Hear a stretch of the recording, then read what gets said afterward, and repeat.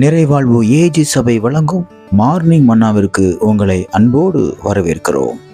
ஆண்டவராகிய இயேசு கிறிஸ்துவின் நாமத்தினாலே நல்வாழ்த்துக்களை உங்களுக்கு கொண்டு வருகிற இந்த நாள் உங்களை கர்த்தர் ஆசீர்வதிக்க ஒரு உண்மையுள்ளவராக இருக்கிறார். என்னடா எதுவுமே புதுசா நடக்க மாட்டேங்குது, எல்லாமே பழசாவே இருக்குது, நம்ம நினைச்சது நடக்க மாட்டேங்குது, நம்ம நினைக்காதெல்லாம் நிறைய நடக்குதுன்னு சொல்லி ரொம்ப குழப்பத்தோடு கூட ரொம்ப ஏக்கத்தோடு கூட இருக்கீங்களா?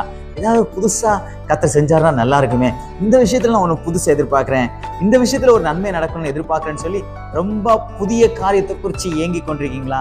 கர்த்தர் சொல்றாரு, ஏசாயா தீர்க்கதரிசி புத்தகம் 43 அதிகாரம் 19வது வார்த்தையில கர்த்தர் சொல்றாரு, இதோ நான் புதிய காரியங்களை செய்கிறேன். இன்னைக்கு கர்த்தர் உங்களுக்கு புதுசா புதிய காரியங்களை செய்ய போறார். எந்த விஷயத்துல நீங்க புதிய காரியங்களை எதிர்பார்த்துட்டு இருக்கீங்க? உங்க வேலையா இருக்கலாம், உங்களுடைய பிசினஸா இருக்கலாம், உங்க குடும்ப வாழ்க்கையா இருக்கலாம், உங்க எதிர்காலமா இருக்கலாம், உங்க படிப்பா இருக்கலாம், உங்க பண தேவைகளாக இருக்கலாம், பொருளாதாரத்துல இருக்கலாம், அல்லது உங்க ஹெல்த்ல இருக்கலாம், அல்லது ஒரு ஒரு ஒரு ஒரு காரியத்தை எதிர்பார்த்து இந்த காரியம் எனக்கு நடக்குமா, இங்க இருந்து நல்ல செய்தி வருமா, அப்புறம் ஒரு புதுசா ஒரு வழியை நான் பார்க்க விரும்புறேன்னு எதிர்பார்த்து கொண்டிருக்கிற உங்களை பார்த்து கர்த்தர் சொல்றாரு, இதோ நான் ஒரு புதிய காரியத்தை இன்றைக்கு செய்வேன் என்று கர்த்தர் சொல்லியிருக்காருன்னா நிச்சயமா நிறைவேற்றுவார்.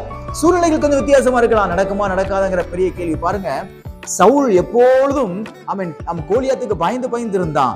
ஆனா இஸ்ரவேல் ஜனங்கள் எல்லாரும் நமக்கு ஒரு ரட்சிப்பு வராதா என்று சொல்லி ஒரு புதிய காரியத்தை எதிர்பார்த்து இருந்தாங்க. கர்த்தர் தாவீதை கொண்டு வந்து கோலியாத்தை அழிச்சிட்டாரு. அப்படிப்பட்ட நேரத்துல கர்த்தர் ஒரு புதிய காரியத்தை செய்து முடித்தார். அதே போல உங்களுக்கு புதியவைகளை கர்த்தர் தோன்ற பண்ணுவார். எப்படி ஒரு தாவீதை தோன்றி ஒரு கோலியாத்தை முறியடித்தாரோ அதே போல உங்களுக்காக ஒரு புதிய காரியத்தை, ஒரு புதிய நபரை எழுப்புவார், புதிய காரியங்களை தொடங்குவார், புதிய காரியங்களை சிந்திக்க வைப்பார், புதிய காரியங்களை உங்களுக்காக எழுதுவார்.